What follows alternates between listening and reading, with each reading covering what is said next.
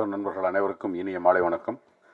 மேடையில் அமர்ந்திருக்கின்ற V. Sekar sir, Sivasakthi Pandian sir, நீதியரசர் கலையரசன், மரியாதைக்குரிய விகே புரொடக்ஷன்ஸ் தயாரிப்பாளர்கள் அனைவருக்கும், Selva master, Perarasu, Sridhar master, Dinesh, cameraman Gopi, ஏற்கனவே வெற்றி மகேந்திரன் கொஞ்சம் ஒர்க் பண்ணார், அதுக்கப்புறம் பண்ண முடியல, இந்த படத்தில் ஒர்க் பண்ண தம்பி கோபி, எல்லாருக்கும் என்னுடைய மனமார்ந்த வாழ்த்துக்கள். மாறி மாறி எடிட் பண்ண எடிட்டருக்கு என்னுடைய ஒரு சேலஞ்சாக எடுத்துக்கிட்ட எடிட்டருக்கு என்னுடைய வாழ்த்துக்கள். ஒரு பகுதியில் வாழ்ந்து ஒரு அரசியல் கட்சி பின்புலத்தில் தமிழ்நாட்டுக்கு அறிமுகமான ஒரு மனிதனுடைய கதை.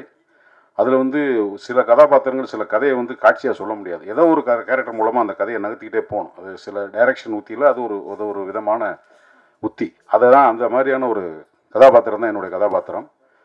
பெரும்பாலும் காவல்துறை அப்படின்னா ஐபிஎஸ் அல்லது டிஜிபி, அந்த பெரிய ஐபிஎஸ் லெவலில் இருக்கிறவங்க, அல்லது டிஎஸ்பி, எஸ்பி, அதை மாதிரி பார்ப்பாங்க. பட் கிரவுண்ட் ரியாலிட்டியில் அந்த கான்ஸ்டபிள் கேரக்டர்ஸ் நிறையா ப்ளே பண்ணோம். அதிகாரிகளுக்கும் விசுவாசமாக இருக்கணும், லோக்கல் இருக்கவங்களோடையும் ஒத்து போகணும், உளவும் பார்க்கணும், உளவும் சொல்லக்கூடாது, ரகசியமாக இருக்கணும், ரகசியத்தையும் சொல்லணும். இப்படி எல்லாத்தையுமே கட்டிக்காக்கிற ஒரு என்ன செய்கிறதுனே தெரியாமல் புலம்பிக்கிட்டு மன உளைச்சலோடையும் நோயாளியாகவும் வாழுகிற பலர் ஒரிஜினல் போலீஸுக்கு ஒரு கதாபாத்திரம் தான் என்னோட சினிமா போலீஸு. அது இந்த பக்கம் பேலன்ஸ் பண்ணணும், அந்த பக்கம் பேலன்ஸ் பண்ணணும். இந்த படத்தில் என்ன கௌதமன் எனக்கு கிட்டத்தட்ட ஒரு 25-30 வருடமாக தங்கற்ப சண்டை ஒர்க் பண்ணுறதுலேருந்து அப்பப்போ எப்போயாவது பார்த்துக்கிறோம், பேசுவோம். திடீர்னு பார்த்தா அவர் அங்கே போராட்டம், இங்கே போராட்டம், இங்கே போராட்டம், என்னடா எங்கே போனாலும் போராடிட்டே. இப்போ ஒரு நாள் பார்க்கும்போது 2010 ஏதோ பாப்பா ஏதோ ஒரு ஃபங்க்ஷன் அட்டன் பண்ணும்போது அந்த ஹோட்டலில் ஃபங்க்ஷனில் பார்த்தோம். அப்போ நான் ஒரு நண்பனாக கேட்டேன், உனக்கு சினிமாவோட அரசியல் உனக்கு ஈடுபாடு இருக்காப்பா, உன்னால் என்ன ஐடியாவில் நீ அரசியலுக்கு போகிற? அப்போ சீமான் வரப்போகிறாரு, அது வேறு விஷயம், அதோட கம்பேர் பண்ண வேணாம். நான் கௌதமன்ட்ட கேட்டேன், இது சரியா? நம்ம சினிமாக்காரன்னா இதுக்குள்ள எல்லா உணர்வோடையும் பேசுகிறதும், ஒரு திரைப்படத்தோட சம்மந்தப்படுறதும், அதன் மூலமாக மக்கள்கிட்ட அறிமுகமாகிறதுங்கிறது வேற. ஆனால் அரசியல் கட்சியாக போகும்போது, அரசியல் கட்சி தலைவராக போகும்போது, அது வேற ஒரு அமைப்பில் தலைவருக்கு கீழே வேலை செய்கிறது வேற. நீயே தலைவனாகி உன்னை இயக்கி உனக்கு பின்னாடி ஒரு இளைஞர் கூட்டம் வருது அல்லது பல பொதுமக்கள் வர்றாங்கன்னு இயக்கிறது ஒன்று. இது எப்படி உன்னால் கட்டமைக்க முடியுது அப்படின்னா, இல்லை ஒரு முயற்சி பண்ணுறேன் அப்படின்னு. இன்னமும் ஏதாவது ஒரு சீன் சொல்லும்போது பார்த்தீங்கன்னா, அவர் பொல்யூட் ஆகலை அப்படிங்கிறத நான் நம்புறதை எப்படி நம்புறேன்னா, ஏதாவது ஒரு சீன் நல்லா சொன்னார்ன்னு அவர் கையெல்லாம் அப்படி புல்லரிக்கும். அந்த எமோஷன்லேருந்து இன்னமும் அவர் முடுபடலை. பெரும்பாலும் ஒரு அரசியல் அதிகாரம் சார்ந்து உள்ளே போகும்போது ஆட்டோமேட்டிக்காக நம்மளுடைய அந்த உணர்வு தன்மையெல்லாம் குறைஞ்சி ரொம்ப பேலன்ஸ் ஆகி எது நடந்தாலும் வேடிக்கை பார்க்குற மனநிலைக்கு இதை எப்படி கையாளுறதுன்ற ஒரு சூழ்ச்சி அல்லது அதுதான் சரி அப்படிங்கிற ஒரு கட்டம் தான் அரசியல் அப்படின்னு தான் நான் புரிஞ்சு வச்சுருக்கேன். அதுக்குள்ளே அவர் எப்படி பொருந்துறாருங்கிறது ஒரு கேள்வியாக இருக்கும்போது இந்த படத்தில் திரும்பவும் பொங்கி பொங்கி பொங்கி பொங்கி அப்பா பொங்காத, இதை இப்படி பண்ணலாம் அப்படி பண்ணலான்னு பேசி பெரும் போராட்டத்துக்கு அப்புறம் இப்போ ப்ரொடியூசர் பேசும்போது தான் தெரியும், சார் ரொம்ப மெச்சூர்டாக பேசுனீங்க சார், ரொம்ப நல்ல அருமையான ஸ்பீச், ரொம்ப மோட்டிவேட்டடாக இருந்தது. ஒரு 1000 பேர் ஃபண்ட் பண்ணுறீங்கிறது சினிமாவுக்கு எதிர்காலத்தில் தயாரிப்பாளர் சிவசக்தி பாண்டியன் சார், வி. சேகர் சார்லாம் இந்த சினிமாவில் பழம்பெரும் இப்போ தயாரிப்பாளர்கள் பணம் காசு எப்படி பெறட்டுறதுன்றது அவ்வளோ சாதாரண இல்லை. ஒரு ஷூட்டிங் முடித்து அந்த படத்தோட ஆடியோ ரிலீஸ், ட்ரெய்லர் ரிலீஸ் தேட்டருக்கு போகிறதுங்கிறது இன்றைய சூழ்நிலை மிகப்பெரிய சவால். அது பொருளாதார ரீதியாக பல்வேறு சிக்கல்கள் இருக்குது. ஊடகங்களில் தேட்டர் ரிலீஸ் ஆகி இப்போ வெளியில் வர்றதுக்கு முன்னாடியே படங்களில் இந்த படம் அது இல்லை அப்படி இப்படின்னு போகும்போது அதையும் தாண்டி சில படங்களை மக்கள் எதை விரும்பி பார்த்து காப்பாற்றுறாங்க. இந்த படம் அந்த மாதிரி ஒரு எமோஷனலான ஒரு அப்ரோச் உள்ள ஒரு படம். அதில் ஒரு நல்ல கதாபாத்திரம் கொடுத்ததுக்காக கௌதமனுக்கு என்னோட நன்றி. கௌதமனுடைய புதல்வர் எங்கே இருக்காரு? ஐயா, நான் மாயாண்டி குடும்பத்தோடு ஒரு 10 வருஷம் முன்னாடி ஒரு படம் நடித்தேங்க. அதில் எங்கள் அக்கா மையன் ஒருத்தன் படிக்க போவான். அவனை ஒரு சின்ன சண்டை சீன் வரும்போது எனக்கு ஒரு டைலாக் எடுத்தார், டேய் ஜாக்கிரதையாருடா, ஊருக்குள்ளே எல்லாரும் இழுத்து விட்டு போயிடுவாங்க, ஒழுங்காக போய் படி அப்படின்னு. அதைத்தான் நான் உனக்கு சொல்ல விரும்புகிறேன். சமீபத்தில் உன்னை பற்றி ஒரு செய்தி வந்தது, எதையா இழுத்து விட்டு போயிடுவாங்க, உன்னுடைய இலக்கு எதுவோ அதில் நீ ஜாக்கிரதையாக இருந்து அச்சீவ் பண்ணணுன்றது. படத்தில் நல்லா நடிச்சிருக்க. தனுஷ் படத்தில் இட்லி கடையிலையும் நல்ல கேரக்டர் பண்ணால் நம்ம நடித்தோம். ஸோ நல்ல நடிகனாகி நீ வரணும். மற்ற ஏரியாலாம் இப்போ வேண்டாம், உனக்கு சொல்ல வேண்டியது என்னோட கடமை. வாழ்த்துக்கள், எல்லாருக்கும் நன்றி. வணக்கம்.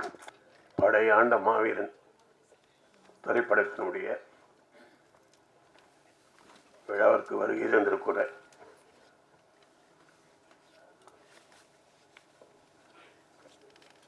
நீதியரசர் அவர்களுக்கும்,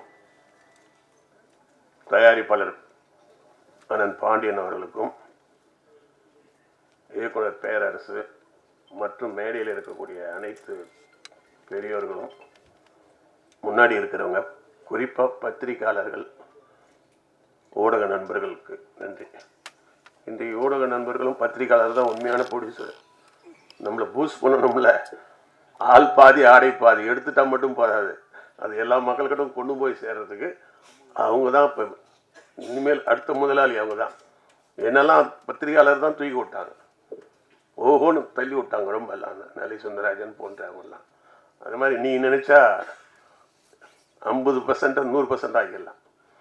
அந்த வகையில் முதல்ல அவங்களுக்கு வணக்கம் சொல்லிக்கிறேன். இங்கே பேசும்பொழுது தயாரிப்பாளர் ஒருத்தர் பேசினார், ஒரு கூட்டு முயற்சின்னு சொன்னார். நான் கூடி வாழ்ந்தால் கோடி நன்மைன்னு ஏன் படம் பேர் பேச்சுன்னு தெரியுமா? ஒன்றா இருக்க கற்றுக்குன்னு ஏன் வச்சுன்னு தெரியுமா? திருப்பி அதையும் ஏன் சொல்கிறேன்னா, சொந்த பந்தங்களும் ஒன்றா இருக்க மாட்டேறான், பாதியில் சண்டை போட்டு போயிடுறான். தமிழ்நாட்டில் எங்கே போனாலும் பார்த்தீங்கன்னா ஏதாவது சமுதாய உணர்வு இருக்கிறது தப்பு இல்லை, இருக்கணும். இல்லைன்னா நீ எப்படி தமிழன் நான் கண்டுபிடிக்கிறது? சமுதாய உணர்வு கண்டிப்பாக இருக்கணும். சமுதாயம் வேற, ஜாதி வேற. நான் மறுபடியும் சொல்கிறேன், சமுதாயம் என்பது வேற, ஜாதி என்பது. சமுதாயம்னா என்னன்னா, நான் யார் தெரியுமா? எங்கள் அப்பா யார் தெரியுமா? என் பாட்டன் யார் தெரியுமா? இந்த மண்ணில் இவன் தான் இதை கட்டினான்னு சொல்கிறது சமுதாயம். சாதின்றது என்ன தெரியுமா? இவனோட நான் பெரிய ஆள், என்னோட இவனுக்கு கும்பு வலிச்சிக்குன்னு சொல்கிறது. சாதி தமிழ்நாட்டை அழித்து விடும், சமுதாயம் தமிழ்நாட்டை வாழ வைக்கும். சமுதாய உணர்வு தேவை, இல்லை நீ தமிழ்னு கண்டுபிடிக்க முடியாதுல்ல. அதனால் ஒரு சமுதாய உணர்வோடு இருக்கக்கூடியவர் தான் தம்பி. இப்போ இது பல பேர் ஒன்றா சேர்ந்து இந்த படத்தை எடுத்திருக்காங்க. நான் அவங்களுக்கு ரொம்ப நன்றி சொல்லணும். ஏன்னா நான் கூட 4-5 பேர் வச்சு தான் கூட்டு முயற்சியில் தான் படம் எடுத்தேன். அதில் என்னென்னா, ஒரு நம்ம குடும்பத்தில் ஒரு பையன் என்ன பண்ணுவான், ஒரு பைக் கேட்பான். 10 வருஷம் 5 வருஷம் இழுக்கு அடிக்கிறவங்களாம் இருக்காங்க. இன்னும் இதுக்குள்ளே உனக்கு பைக்கு வாங்கி தரேன்னு சைக்கிள் வாங்கி கொடுக்குறதுக்கே ரொம்ப நாள் இழுக்கு அடிக்கிறவங்களாம் இருக்காங்க. பங்காளி ஒரு 5,000 கொடுக்க வேண்டியது இருந்ததுன்னா அடிச்சுக்கிறது நம்ம பார்த்துருக்குறோம். வரப்பு சண்டை பார்த்துருக்குறோம். வரப்புலேயே ஒரு மரம், இந்த மரம் ஒன்றுதுன்னு பங்காளிங்க வெட்டிக்கிறதுலாம் பார்த்துருக்குறோம். அப்போ பொருளாதாரத்துக்காக சண்டை போட்டுக்கிறதுலாம் நம்ம தமிழ்நாட்டில் எல்லாத்தையும் பார்க்குறோம். அப்பாவுக்கு 2 ரூபா அதிகமாக கொடுக்க மாட்டான்னு அப்பா என் பொருள் இல்லைன்னு மண்ணவாரி விடுறதெல்லாம் பார்க்குறோம். ஆனால் தயாரிப்பாளர்கள் யார் பெத்த கௌதமனுக்கோ இவங்களாம் காசை போட்டு படம் எடுக்கிறாங்கன்னா இவங்க கடவுள் மாதிரி தானே. பங்காளிக்கு புள்ளிக்கே பைக் லேட்டாக வாங்கி தரேன்னு சொல்கிறவங்க இவரை நம்பி ஒரு மனிதனை படம் போடுறாங்கன்னா அவங்க தான் மிகப்பெரிய வழிகாட்டி. யார் செய்வா? செய்யவும் மாட்டாங்க. அதனால் தயாரிப்பாளர் என்பவர்கள் நிச்சயமாக குலதை அவங்க திரும்பி அந்த பணத்தை எப்படியாவது கவர்மெண்ட் எடுத்து கொடுத்துட்டா அவங்க இதை விட பெரிய படம் எடுக்கிறதுக்கு அவங்களே உதவி பண்ணுவாங்க. இப்போ அவங்களுக்கு என்ன பண்ணுவாங்க தெரியுமா? பல பேர் படமாக எடுக்கிறீங்க, கௌதம் படத்துக்கு எல்லாம் செலவு பண்ணுறீங்களா, எல்லாம் கொழுத்து போச்சு எல்லாம் அப்படின்வான். ரிட்டையர்ட் ஆன பணத்தை கொண்டு போய் கொடுத்துக்கிறேன்னுவான், கிண்டலாக பேசுவான். ஜெயிக்கிற வரைக்கும் நம்மளை நம்ப மாட்டாங்க இல்லையா? ஜெயிச்சிட்ட பிறகு அப்புறம் இவங்க போய் ஊரில் யாருக்கிட்டையாவது இந்த மாதிரி கௌதம் வச்சு ஒரு படம் எடுத்தேன், ஜெயிச்சிட்டேன், அந்த காசு வந்துருச்சுன்னு வாங்கின இடத்துல கொடுத்தாங்கன்னா அதுக்கப்புறம் நீ முதலே போட வேணாம், அவங்களா கொண்டு இதை வச்சுக்க தம்பி நல்ல ராசிப்பா அப்படின்னு ஆரம்பிச்சிடுவோம் இல்லையா? இது எப்பயுமே திருவள்ளுவர் கலைக்கூடன்னு பேர் வச்சேன் நான் என் கம்பெனிக்கு. என்ன திருவள்ளுவர் என்ன ஃபைனான்ஸரா? அவர் எதுக்கு பேர் வைக்கிற? இதெல்லாம் வச்சா ஓடுமாயா? திருக்குறள்லாம் சொன்னால் யாருக்கு புரியும்? நீ படம் முழுக்க திருக்குறள் எழுக்க சொல்லி தொலைக்க போகிற. இந்த படமும் 2 பேர் வாங்காமல் ஓடிவிட்டார் திருச்சி பக்கத்தில் இருக்கிறேன். அப்புறம் படம் ஓடி போயிடுச்சு திருவள்ளுவர் கலைக்கூடத்தில். அதுக்கப்புறம் வந்தவனே ஒருத்தர் சொல்கிறாரு, அந்த திருவள்ளுவர் மேலேயே எடுங்க, சென்டிமெண்ட்டுன்றான். ஓடிட்டா சென்டிமெண்ட்டு, ஓடலைன்னா என்ன பண்ணுவோம் தெரியுமா? தர்தரண்டுவான். அதனால் வெற்றி தான் நிர்ணயிக்குது இல்லையா? அதனால் வெற்றி தான் முக்கியம். வெற்றின்றது அந்த ப்ரொடியூசர் போட்ட பணத்தை எடுத்து கொடுத்துட்டீங்கன்னா வாழ்நாள் முழுசும் அவங்களே ஆளுங்களை பிடிச்சி உங்களுக்கு கொடுத்துருவாங்க. அதனால் அதுக்கு முதல்ல அவங்களுக்கு வணக்கம். ஏன்னா கௌதமனை நம்பி படம் எடுத்தாங்களே அப்படின்னு. இப்போ நான் கௌதமனை ஒரு வார்த்தை சொல்லணும். நான் படம் நீங்கள் ஹீரோ தான் எடுக்கும்பொழுது 5 சின்ன பசங்களை போட்டேன், வாலிப பசங்க. அந்த 5 பேரில் கௌதம் ஒருத்தர். அந்த 5 பேர் வருவாங்க. எப்படி வருவாங்க தெரியுங்களா? சினிமாவுக்கு வரத்துக்குன்னே சினிமாக்காரனாக இருப்பான். சில பேர் சினிமாவில் ஜெயிச்சு ஒரு 100 படம் கொடுத்து எம்ஜிஆருக்கு ஸ்டைல் பண்ணிக்கிட்டாருன்னா பரவாயில்ல, சிவாஜி நேசன் பெரிய ஆளாகிட்டு ஸ்டைல் பண்ணிக்கிட்டா பரவாயில்ல, ரஜினி பெரிய ஆளாகி கமலாகி பெருசாக பண்ணால் பரவாயில்ல. சில பேர் சினிமாவுக்கு வந்தால் பண்ணிட்டு இருந்தால் தான் நம்மளை மதிப்பான்னு வரும்பொழுது அப்படி வருவான் அப்படி வருவான் என்ன பண்ணுவான். அங்கே ஷூட்டிங்கில் நாங்கள் சின்ன படம் எடுக்கிறோம், சில வேலைகள்லாம் இருக்கும். மக்களை ஓட்டணும், ஜனங்க கூட்டம் நிறைய வந்துடும், சாப்பாடு பரிமாறுறது சில வேலைகள்லாம் இருக்கும், கொஞ்சம் லேட் ஆகிடும், சில வேலைகள்லாம் இருக்கும். அதுலேயும் சில பசங்க வந்த பசங்க வரும்போதே சினிமாக்கார மாதிரி அப்படி ஒரு ஷார்ட்டில் ஏதோ நடிச்சுட்டு வயசாகிற மாதிரியான் ஒரே டேக்லேயே நடிச்சுட்டாரான். அப்படி போய் ஓரமாக நிற்கிற மாதிரி புது பையன் எத்தனைக்கும்.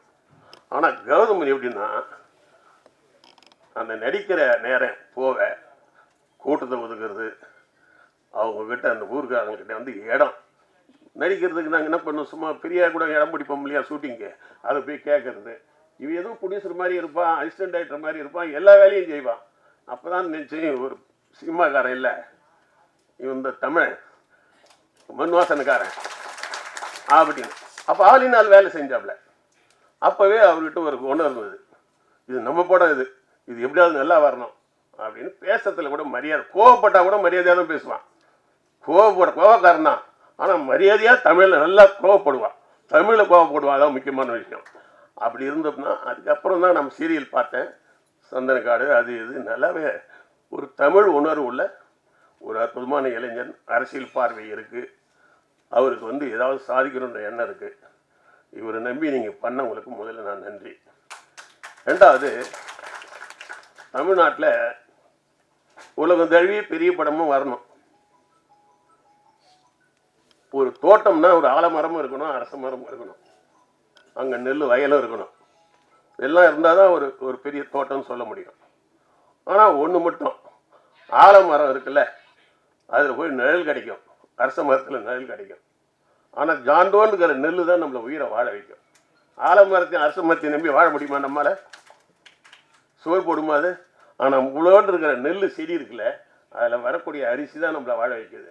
அதனால் எவ்வளோ பெருசுன்றது முக்கியம் இல்லை, அது என்ன நம்ம உயிருக்கு பயன்படுதானதான். நெல், ஒரு ஜான் நெல் வந்து வாழ வைக்கிறத ஒரு ஆலமரமும் அரச மரமும் செய்ய முடியாதுன்னும் போது பெரிய படங்கள் என்றைக்குமே வந்து சமுதாயத்தை மாற்றத்தை கொண்டு வந்தது இல்லை. ஒரு 16 வயதில் எடுத்துக்க, ட்ரேலி போகிறதுக்கோ கிரைன் வைக்கிறதுக்கு கூட காசு இல்லாமல் பாரதிராஜா கஷ்டப்பட்டார். அவர் ஏதோ ஒன்று இதில் கைத்தை கட்டியெல்லாம் சும்மா ட்ராவல் மாதிரி இது கிரைன் மாதிரிலாம் பண்ணாராம். ஒரு 7-8 லட்சத்தில் பண்ண ஒரு படம் இன்றைக்கும் பேசப்படுகிறது. சின்ன பட்ஜெட் படங்கள் தான் மிகப்பெரிய சாதனை. அது நான் சொல்கிறது ஜானோன்னு நெல். இந்த 600 கோடி 700 கோடியெல்லாம் என்னென்னா ஆலமரம் அரசு மரம் மாதிரி எனக்கா கொஞ்சம் வெயிலுக்கு போய் அப்படி தங்கிக்கலாம், அவ்வளோதான். அதுக்கு மேலெல்லாம் கிடையாது அது. அதனால் சின்ன பட்ஜெட்டில் நல்ல தரமான படங்களை கொடுக்குற அந்த எதிர்பார்ப்பு இருக்குது, சமுதாயத்துக்கு கொடுக்குறாங்க, இன்றைக்கும் கொடுக்குறாங்க. அந்த வகையில் கௌதமனுடைய படைப்புகள் வரவேற்கிற. ரெண்டாவது, கௌதமனுக்கு ஒரு மண் வாசனை இருக்குது. ராஜகிரண் இருக்கார் இல்லையா, நீ மறுபடியும் சொல்கிற ராஜகிரண் சார் மாதிரி. சீமான் இங்க வாப்பா, நீ வாப்பா, நீ வா. என்னது இது?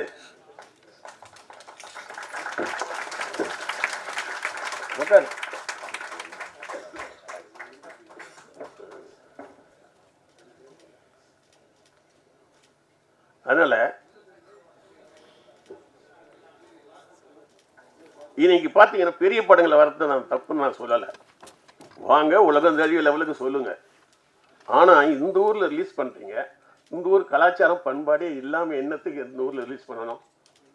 தமிழ்நாட்டு மக்களையும் அவங்களுடைய வாழ்க்கையையும் நம்மளுடைய பொருளாதாரத்தையும் அரசியலையும் சொல்லாத படம் தமிழ்நாட்டில் வரக்கூடாது. இது என்ன தமிழ்நாடு என்ன வந்துட்டு போகிற ஒரு விருந்தாடி இடமா அது? அப்படி இருக்கிற பட்சத்தில் இவர் பாருங்கள், பேருங்களே இந்த காலத்தில் வந்து தமிழில் பேர் வர்றதே கிடையாது படங்களில். இது இங்கிலீஷ் படமா எதுன்னு தெரியல.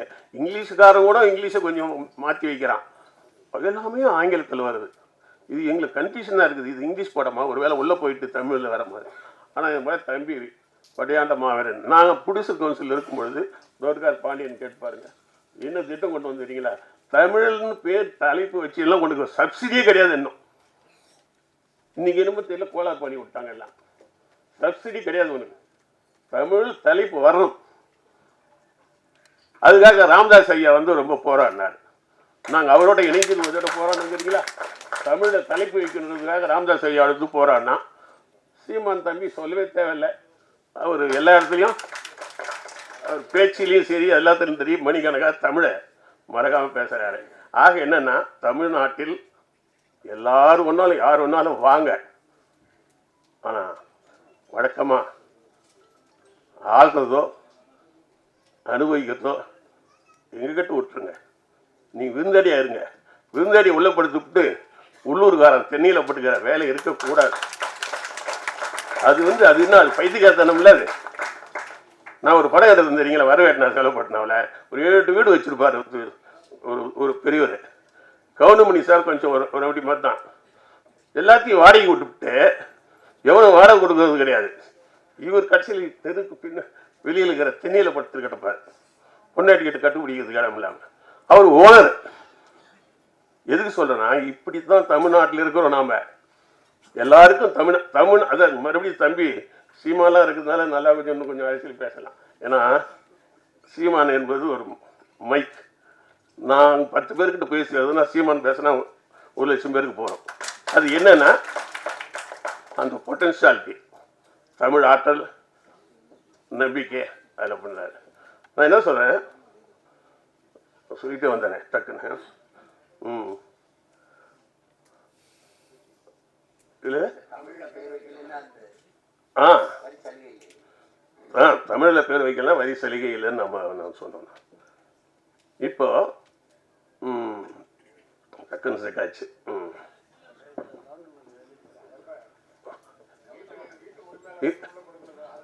வீட்டு உரிமையாளர்கள் வெளியில் பட்டுக்கணும். இந்த உள்ள படுகிறோன்ற என்ன இருக்கு தெரியுமா? தமிழ்நாட்டில் தயவுசெய்து சொல்கிறேன், யார் வேணாலும் வரட்டும், யார் வேணாலும் இருக்கட்டும், யார் வேணாலும் பிஸ்னஸ் பண்ணு, தமிழ்நாட்டை ஆழம் நினைக்காது. ஒரு தடவை ராமதாஸ் ஐயா வந்து என்னை கூப்பிட்டு வந்திருக்காங்களே கேளுங்க. ராமதாஸ் ஐயா கூப்பிட்டு திருச்சியில் கூப்பிட்டாரு. அங்கே போய் நான் கலந்துக்கிட்டேன். ஒரு கட்சி இருப்பார் சார், இது மேலே இருக்குது. அவங்க கலந்துக்கிடும் போது ஒரு மேடையில் தான் பேச வேண்டிய ஒரு கட்டாயம் வந்துச்சு. அதில் என்ன பேசுனா தமிழர்கள் பற்றிய ஒரு விஷயம்தான். அவர் தமிழர் பற்றி நல்லா பேசினார். ராமதாஸ் ஐயா தான் தமிழ் உணர்வு உள்ளவர். அப்புறம் மணி ஐயா இருக்காங்களே, அவங்க பேசுனாங்க. நீங்கள் தான் வரவேற்று பேசுகிறீங்க இல்லையா? நான் வந்தேன், நீ நம்ம கட்சிக்கு வாங்கன்னு சொல்லி ஏதோ பக்கத்தில் உட்கார வச்சு சொன்னாங்க. நான் சொன்னேன், இது நீங்கள் பேரே தமிழ் பேர் வைக்கலை. நான் தான் சொன்னேன் இல்லையா? நான் பேசும்போது சொன்னேன். நான் பாட்டாளி மக்கள் கட்சினா என்ன ஒரு பாட்டாளி? இந்தி பாட்டாளியா, தெலுங்கு பாட்டாளியா, இல்லை எந்த ஒரு பாட்டாளின்ற? நான் தமிழ் பாட்டாளி கட்சின்னு வைக்க, தமிழர் பாட்டாளி கட்சின்னு வைக்க வேண்டியதானே? இது எல்லாருக்கும் பொது மாதிரி வச்சுட்டீங்க. தமிழர் பாட்டாளியில் இருந்தால் நான் வரேன்னு சொல்லி பேசிட்டு வாங்க. நான் ஏன் கேட்குறேன்னா, நீ எது ஒன்றாலும் எல்லாருக்கும் அப்படி சொல்ல முடியாது. நம்ம தமிழன்ற ஒரு அடையாளம் இல்லைன்னா அப்புறம் என்ன தமிழ்நாட்டில் ஒரு கட்சி? தமிழ்நாட்டில் எனக்கு 10 கிலோ நான் அன்றைக்கி என்ன பேசுகிறேன் தெரியுமா? நீங்கள் வந்து தெற்கு இந்த வட மாவட்டங்களில் பலமாக இருக்கீங்க, தமிழில் பேர் வரும்னு சொல்லிட்டு ரொம்ப போராடுறீங்க. நான் வரவேற்கிறேன். அங்கே ஒரு மாரவாடி வந்துட்டு, திருவண்ணாமலையில் ஒரு எம்எல்ஏ மாரவாடி, இங்கே ஏதோ உக்கன் சமுதன் ஒருத்தன் ஒரு மாரவாடி, எங்கே மதுராந்தகம். இந்த பெல்ட் வந்து நம்ம வன்னியர் பெல்ட்னு வந்தீங்களே, அவன் 2 பேரும் பெல்ட் எடுத்து அடிச்சிருந்தா ஓடி போயிருப்பான்ல. இந்த பெல்ட் நான் அவர் கேட்டேன், உங்கள் பெல்ட்டில் வந்து 2 மாரவாடி வந்து எம்எல்ஏ ஆகிருக்கிறான், அதை கேட்க முடியல. அப்புறம் என்னத்தை நீங்கள் போய் கேட்க போகிறீங்கன்னு போது ஏம்பா இவனை கூட்டின்னு வந்துன்ற மாதிரி ஆகிப்போச்சு அவங்களுக்கு. நான் சொல்ல வரதுன்னா, கொள்கை கோட்பாட்டில் தெளிவாக இருக்கணும். அதாவது சில கொடி வச்சுருப்பான், எந்த கட்சிக்கும் ஜாயின் பண்ணுற மாதிரி சில கொடி, எல்லாருக்கும் ஒத்து போகிற மாதிரி சில துண்டு, எந்த கட்சிக்கு போனாலும் இது நம்ம கட்சிக்கு அந்த மாதிரி சில அப்படி இருக்கக்கூடாது. சொன்னால் உறுதியாக அதில் இருந்தோம்னா என்னைக்காவது ஒரு நாளைக்கு ஜெயிப்போம். அப்படிதான் காமராஜர் ஜெயிச்சாரு. காங்கிரஸுக்குள்ளே இருந்து விரல் விட்டாட்டினவர் காமராஜர். புரியுதுங்களா? அவர் காலத்தில் மாதிரிலாம் தமிழ்நாட்டு வளர்ச்சி இல்லை. அண்ணா சொல்லவே தேவையில்ல, மறுமலர்ச்சி ஏற்படுத்தினார். இப்படி ஒவ்வொரு விஷயத்திலையும் மறுமலர்ச்சி. தம்பி கௌதம் மேலே எனக்கு என்ன நம்பிக்கை இருக்குன்னா, ஒரு தமிழன் படம் எடுக்கிறான். இந்த படம் தமிழ்நாடு பூரா நல்லா ஓடணும். அதுக்கு என்ன பண்ணணும்னா, படத்தில் நடிச்சவங்கள அப்படியே வீட்டுக்கு கூட்டு போயிடக்கூடாது. நடிச்சவன், டைரக்டரு, கேமராமேன் எல்லாரும் ஊருக்குள்ளே பிரித்து கொடுத்து, கௌதமன் நீ திருச்சியில் ஓட வைக்கிறது உன் வேலை, ஒவ்வொருத்தருக்கும் பிரித்து கொடுங்க. படம் முடித்து இது நல்ல பெரிய வெற்றி படமாக ஆகிட்டா அப்புறம் இந்த காசை வச்சு நீ பல படங்களை எடுக்கலாம். அதனால இதில் இருக்கிற டெக்னீஷியன்லாம் இப்போல்லாம் என்ன பண்ணான்னா, அந்த நடிச்சு மேக்கப் கழிச்சிட்டு ஷார்ட் முடிஞ்சாவே போயிடலாம். அந்த படம் ரிலீஸ் ஆச்சா, அது எத்தனை நாள் ஓடிச்சு, போட்ட பணம் வந்துதான்லாம் கேட்கறது கிடையாது நடிகர். பல பேருக்கு நடித்த படத்துடைய டைமே தெரியாது. இப்போ கூட ஒரு படம் போய் நடிச்சுட்டு வந்தேன், என்ன படம் அப்படின்னு கேட்பான். ஏடா காசை வாங்கினீ, உனக்கு என்னட்ட படம்னு தெரிய விடாதா? ஒருத்தர் கூட விடாத. இந்த படத்தில் வேலை செய்த பெரிய இந்த வீட்டில் இருந்த கிராமத்தில் கொண்டு போய் இதில் ஆட்டு படையில் எல்லாத்தையும் அடிப்பானுங்கள பட்டி, அந்த மாதிரி போயிட்டு படம் ஓடி வெளியில் வர வரைக்கும் கூட போய் எல்லாரையும் வச்சு வேலை வாங்க. அதனால் இந்த படம் வெற்றி பெறணும். கௌதமன் ஜெயிக்கிறது கௌதமன் சம்மந்தப்பட்டது அல்ல, வெறும் கௌதம் மட்டும் தமிழன் அல்ல, தமிழ்நாட்டில் இருக்கிற எல்லாரும் சேர்ந்து மேலே வரணும். அதனால தலைப்பு முதல்ல தம்பி சீமான் அவர்களுடைய அன்போடு கேட்டுக்கிறேன். தலைப்பு தமிழில் இல்லைன்னா அது தமிழ் படம் இல்லை. ஒத்துக்காத. தமிழ்நாட்டை ஏன் ரிலீஸ் பண்ணுறேன், வேறு ஊரில் ரிலீஸ் பண்ணிட்டு அப்புறம் கொண்டு வாங்க. அப்படி எதுக்கு இது பண்ணுறீங்க? தமிழ்நாடு சார் இப்போ ஒரு சின்ன ஒரு சீமான் தம்பி வந்து அழகாக அதுக்கு உடனே பதில் கொடுத்துருக்காரு, ரொம்ப பாராட்டணும். அதனால கமல் சார் பாருங்கள், ரொம்ப நாளாக அவர் வந்து பேச இந்தியன் மாதிரியே பேசியிருந்தார், இந்தியனாகவே இருந்தார். அவர் கட்டாயம் எம்பி ஆன உடனே தமிழ் ஆகிட்டார் இல்லையா? ஏதோ ஒன்று அனுபவம் கொண்டு வந்து அங்கே நிறுத்துறது தப்பு இல்லை. ஒரு மனிதனுக்கு ஞானம் அது லேட்டாக கூட வரும், முன்னாடி வர்றதுக்கு லேட்டாக தான் வரும்.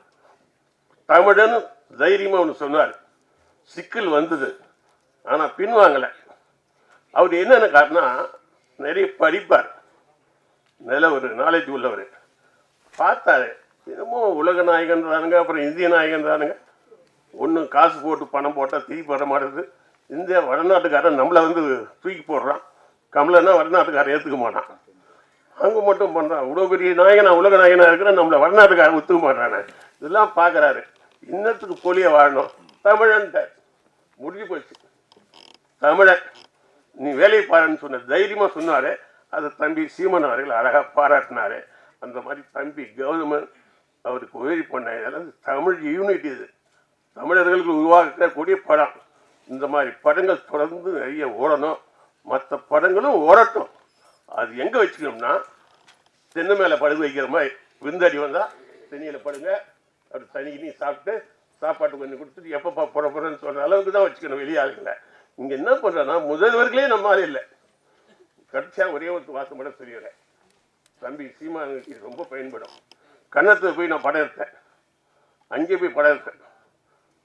அங்கே வந்து நான் ராஜகுமார் அவர்களை வந்து அரெஸ்ட் பண்ணாங்களே, நம்ம விற்பனை எல்லாம் பண்ணார் இல்லையா? அப்போ கூட நான் என்ன பண்ணேன், மனசாட்சியோட, ராஜகுமார் ஒரு பெரிய சினிமா ஆள், பெரிய ஆளாக இருக்கார். அதனால் நம்மால் தான் வீரப்பன் ஐயா கூட. ஆனால் ராஜகுமார் சினிமாவில் சாதிச்சவர், கஷ்டப்பட்டு மேலே வந்தவர். அங்கே எனக்கு மன்றம் இருந்தது, பெங்களூரில் திருவள்ளுவர் நற்பணி மன்றம்னு வச்சுருந்தேன். அந்த மன்றம் வந்து சார்பாக நான் நெடுமர் ஐயா கிட்ட சொல்லி அவங்க கொஞ்சம் சப்போர்ட் பண்ணேன். உடனே ஒரு குழு போட்டாங்க கர்நாடகாவில், 12 பேர் கொண்ட குழு. யாருக்கு? ராஜகுமாரை மீட்கிறதுக்கு. அதில் வந்து என்னுடைய திருவள்ளுவர் மன்றம் ஒன்று, 12 பேர் கொண்ட குழுவில் திருவள்ளுவர் நற்பணி மன்றம் ஒன்று. அப்படி இருந்த பட்சத்தை நான் படம் பண்ணிட்டு இருக்கிறேன். திடீர்னு என்ன பண்ணிட்டேன், அந்த ப்ரொடியூசர் கவுன்சிலை கூப்பிட்டு என்ன ஏப்பா நீ ஒரு கமிட்டி மெம்பராக இல்லைன்னாங்க பெங்களூரில். வேணாங்க, நான் ஏற்கனவே ப்ரொடியூசர் சங்கம், டைரக்டர் யூனியன், ப்ரொடியூசர் எல்லா இடத்துலையும் இருக்கேன், எதுக்கு இங்கேன்னு. இல்லை, நம்ம ஊரில் நம்ம பெங்களூரில் நீ தொடர்ந்து படம் எடுக்க போகிறேன்ல, அதனால் ஒரு கமிட்டி மெம்பராக வாங்கினாங்க. நீங்கள் பேசி கேட்டு போட்டேன் கமிட்டி மெம்பருக்கு. உடனே ஒரு ஆள் எனக்கு வட்டல் நாகராஜன் இருக்கா இல்லையா, அவருக்கு அடுத்தது கோவிந்தன் ஒருத்தருக்காரு நினைக்கிறேன் இல்லையா, அவர் ஒன்று அங்கேருந்து எனக்கு ஆள் வந்துச்சு. ஷூட்டிங்கில் சேர் போட்டு உட்காடுறாங்க. தம்பி நான் வேற ஆள்னா வேறு மாதிரி பேசுவோம். அப்படின்னா ஏன் நீ நல்ல படம்லாம் எடுக்கிறாளே, உனக்கு கட்டுப்பழக்கமே இல்லையா, ஃபேமிலி படம் எடுக்கணும், அதனால தான் கொஞ்சம் மரியாதையாக பேசுகிறோம். நீங்கள் வாங்க படம் எடுக்க போங்க. ஆனால் கர்நாடகாவில் கமிட்டி மெம்பர் ஆகலாம், செயலாளர் ஆகலாம், இதெல்லாம் வேணாம். இதெல்லாம் எங்கள் ஊருக்காரங்க பார்த்துக்குவாங்க. உங்கள் வேலையை மட்டும் பாருங்கண்ணா. நான் உடனே சும்மா படிப்பு தான் அளக்கெடுக்குதுன்றது ஒன்றும். சீமானுக்கு நல்லா பேச தெரியும். அதனால தான் நான் நிறைய பேர் எதிர்ப்பு சம்பாதிக்கிறாரு. அவர் ஒன்று மாதிரியுமே பேசிட்டு வந்தால் அவருக்கு ஏன் எதிர்பார்க்க போகுது? 2 மணி நேரம் 3 மணி நேரம் வரலாறுலாம் வச்சு பேசும்பொழுது விவரமாகறானா சண்டை எதுக்கு வரும்? அது மாதிரி என்ன பண்ணிட்டான் என்ன கேட்டான். நான் எனக்கு உடனே வாங்கி முடிட்டு வந்துருக்கலாம். சரிங்க விட்டுருங்க, படம் பண்ணிட்டு வீட்டுக்கு போடலான்னு. உங்கள் ஊருக்காரெலாம் நான் சிஎம் ஆகுவோம். நான் கோவப்பட்டேன். இது என்னது உங்கள் ஊருக்காரெலாம் நாங்கள் சிஎம் வரைக்கும் எடுத்து ஆக்கி பண்ணுவோம். ஜெயலலிதா கர்நாடகத்துலேருந்து வந்தது, அது சிஎம் ஆகணும். எம்ஜிஆர் கேரளாவிலேருந்து வந்தார், அவர் சிஎம் ஆகும். இப்படி ஒவ்வொருத்தராக பண்ணிட்டு இருக்கிறாரு. இன்னும் சில பேர் கூட சுட்டி காட்டினேன். ஆந்திராவிலேருந்து வந்தவங்களாம் சிஎம் ஆகிட்டாங்க. அங்கே நாங்கள் தமிழனை கூட பார்க்குறதில்ல. நாங்கள் சிஎம்ஏ உங்கள் ஆளுங்களா மேலே உட்கார வச்சு பார்க்குறோம். நீங்கன்னா ஒரு கமிட்டி மெம்பருக்கு இப்படி பார்க்குறீங்கன்னு வேவராக கேட்டேன் நான். உடனே அந்த ஆள் என்ன பண்ணான்னா, நம்மளை பெருந்தன்மையாக நினைப்பான்னு நினச்சி பேசிட்டேன். நீ முட்டாளன்னா நான் இருக்கணுமான்னு கேட்டான். நீ முட்டாளன்னா தமிழ் கர்நாடகாரன் தான் ஆளன்னுட்டான். நான் உடனே நான் சொன்னதில் அப்படியே படுத்தேன். கோவப்பட்டு புண்ணியமே கிடையாது. நேராக போய் அந்த கமிட்டி மெம்பரை வாபஸ் வாங்கிட்டேன். வேணாம், நீங்களே இருங்க, தப்பு இல்லை. நான் தேவையில்லாமல் வெளியூரில் முதலமைச்சரே வெளியூரில் தேடுறோம்ல, நம்ம அந்த வேலையை இனிமேல் இருக்கக்கூடாது தான் ப்ரொடியூசர் கவுன்சிலில் வந்து தமிழர்கள் அல்லாதவர்கள் இங்கே இருக்கக்கூடாது அப்படின்னு ப்ரொடியூசர் கவுன்சிலில் இறங்கினேன். இல்லைன்னா எனக்கு ஒரு 1000 கோடி நீங்கள் அந்த மீந்திருக்கும். நான் அப்போவே வந்து 10 சொத்துக்கள் வச்சுருந்தேன். ஏகப்பட்ட சம்பளம். ரவிக்குமார் 12 லட்சம் வாங்கும்போதெல்லாம் நான் 30 லட்சம் எனக்கு சம்பளம். ஆனால் இன்றைக்கி நான் காரில் எந்த காரில் வந்து இறங்குறேன்? வாடகை காரில் வந்து தான் இறங்குறேன். எதுக்கு சொல்ல வரேன்னா, தன்மானம்னு வரும்போது இந்த பிரச்சனையெல்லாம் வரதான் செய்யும். இப்போ கௌதம் தான் டேக்ஸை கட் பண்ணுறாப்புல. எதுக்கு நான் வந்த உடனே என்ன பண்ண தெரியுமா? நேராக கேஆர்ஜின்னு ஒருத்தர் ப்ரொடியூசர் இருந்தார், அண்ணன் இருந்தார், பாண்டியெல்லாம் இருந்தாங்க, எல்லாம் கேட்டு பாருங்க. என்ன தெரியுமா சொன்னோம்? இனிமேல் தமிழர்கள் தான் நிற்கணும் அப்படின்னு. ஏப்பா நாங்களாம் தமிழ்நாட்டில் தான் இருக்கிறோன்னு. எவ்வளோ நாளாக இருக்கீங்க? இல்லைப்பா நான் 10 வயசுலேயே தமிழ்நாட்டுக்குள்ளே வந்துட்டேன்னாரு கேஆர்ஜி. நான் மலையாளி தான், 10 வயசுலேயே கோயம்புத்தூரில் வந்துட்டாங்க. கல் தோன்றி மண் தோன்ற காலத்துலேருந்து இங்கே இருக்கிறோம். நாங்கள் ஆகக்கூடாதா? கல் மண் தோன்ற காலத்துலேருந்து இங்கே இருக்கிறோம். நாங்கள் தலைவர் ஆகலை, நீ 10 வயசில் வந்து நீ ஆகலாமான்னு பாரு. அவருக்கு கொஞ்சம் கோவம் வந்துருச்சு. இப்போ என்ன பண்ணோன்னா, தமிழர்கள் அந்த தைரியமே கிடையாதுன்னாரு. இருக்குதுன்னு காமிக்கிறோம். அப்போ தான் பாண்டியன் நாங்கள் எல்லாம் ஒன்றா சேர்ந்து தியாக தலைவர், அழகு பண்ணுற ஒரு செயலாளர் வி சேகர். நான் ஏன் பொருளாளர்னா, டைரக்டர் யூனியன்லேயும் வேறு நான் இருக்கிறேன், பெப்சியில் தொழிலாளர்கள் இருக்கிறேன். தொழிலாளர் யூனியனில் இருக்கிறவன் தயாரிப்பரில் வர முடியாது, தயாரிப்பாளர் அங்கே வர முடியாது. ஒரே ஆள் மட்டும்தான். தொழிலாளரும் என்னை ஏற்றுக்கிட்டான், டைரக்டரும் ஏற்றுக்கிட்டான், ப்ரொடியூசர் கவுன்சிலையும் இருப்பான். முதலாளியும் நான், ஏன்னா நல்ல முதலாளி நல்ல தொழிலாளியாக இருப்பான். அதனால் எல்லாத்துலேயும் இருந்தேன். அப்போ அண்ணன் பாண்டியெல்லாம் எங்கூட இருந்தாங்க. கேட்டு பாருங்கள், ஃபர்ஸ்ட் டைம் அப்போ தான் ராமதாஸ் ஐயா எழுதுறாரு பத்திரிகையில். என்னென்னு எழுதுறாரு? முதல் தினத்தந்தியில் அவர் எழுதுனது. அப்போ தான் அவரோட நட்பு. இப்பொழுதுதான் முதல் தமிழர்கள் திரைப்பட துறை தமிழர் கைக்கு வந்திருக்குதுன்னு எழுதினார். ஒரு 3 பக்கம் எழுதினார். 50 ஆண்டுகளுக்கு அப்புறம் தமிழர் கை, 3 பேர் தமிழர்கள். இதை ஓப்பனாக சொல்லுமே. அவர் செட்டியார், யாரு? நம்ம இவர் தியாகராஜன், அவர் வந்து அவர் பிள்ளைமார். இவர் செட்டியார் யார்? அழகப்பன் சார். இது ஏன் சொன்னால் தமிழன்னா தெரியணுன்றதுக்கு தான். நான் அவர் முதலியார். 3 பேர் 50 வருஷமா இல்லை. தெலுங்கு, மலையாளம், கன்னடம், அது இப்படியே போட்டி அமைச்சிட்டு இருக்கிறாங்க. இந்த நேரத்தில் உள்ளே போகும்போது தான் நாங்கள் முத வந்தோம். அவர் பத்திரிகையில் 3 காலம் எழுதினார். நான் போய் ஐயாவுக்கு நன்றி சொன்னேன். அதில் தான் அப்போ ராமதாஸ் ஐயாவும் நமக்கு ஒரு நல்லது வந்தது. பட் ஆனால் எல்லாத்தையும் நீங்கள் எங்களை பாராட்டிட்டீங்க, நீங்கள் தமிழ்னு வைங்க, இனிமேல் தமிழ்னு பேர் வைங்க அப்படின்ட்டு வந்தேன். அந்த மாதிரி கௌதமன் அவர்கள் ஒரு தமிழ் பட்டு உள்ளவன். அவருக்கு பாருங்கள், நீங்கள் சீமானெல்லாம் வந்திருக்காரு பாருங்க, அவர் பிஸியான ஆள் தான் இல்லையா? அந்த தமிழ் பட்டுக்காக வந்திருக்காரு. தமிழ் பற்று மறுபடியும் நான் சொல்கிறேன், சாதி வெறி தமிழ்நாட்டை அழிக்கும். சமுதாயம் இருக்கணும். உன் சமுதாயம் என்னன்னு கேட்டால் சொல்லணுங்க. எனக்கு என் நாடார் மேலே எந்ததுமா மரியாதை? தமிழர் நாடார் மேலே எனக்கு ரொம்ப மரியாதை. ஏன்னா நான் நாடார் சங்கத்துக்கெல்லாம் நிறைய போயிருப்பேன். தமிழர் இல்லை உறவின் முறை என்னன்னு வச்சிருக்காங்க பாருங்க. நாடான் உறவின் முறைன்னு தான் வச்சிருக்கிறாங்க. நம்மளாம் ஒருவிடா, அது சமுதாயம் பற்று. அதை நான் வரவேற்கிறேன். ஆனால் நெத்தியில் பிறந்தான், இடுப்பில் பிறந்தான், தோளில் பிறந்தான் அப்படின்னு சொல்லக்கூடாது. வன்னியர்ன்றது நாம் தப்பு இல்லை. சத்திரிய வன்னியர் அப்படின்னா மீதி பேர் யாரோ சூத்திரம் ஒருத்தன் இருக்கிறான்னு அர்த்தம். நான் மறுபடியும் சொல்கிறேன், என் மனைவி பத்தினின்னு சொல்கிறது தப்பே கிடையாது. இந்த தெருவிலேயே என் பொண்டாட்டி தான் பத்தினின்னா அத்தனை பேரும் செருப்பால் அடிப்பான். நல்லா தெரிஞ்சுங்க, என் மனைவி பத்தினி சொல்லி எனக்கு உரிமை இருக்குது. ஆனால் இந்த தெருவிலேயே என் பொண்டாட்டி தான் பத்தினின்னா அதுக்கு விழா கொண்டாடினா வருவானா ஓட மயிரன்னுவான். அந்த மாதிரி சமூகப்பற்று தேவை, அது சாதிப்பற்றாக மாறிடக்கூடாது. கௌதமன் கண்டிப்பாக ஜெயிக்கணும், தமிழன் ஜெயிக்கணும், சீமான் மாதிரி தம்பியும் ஜெயிக்கணும். வணக்கம்.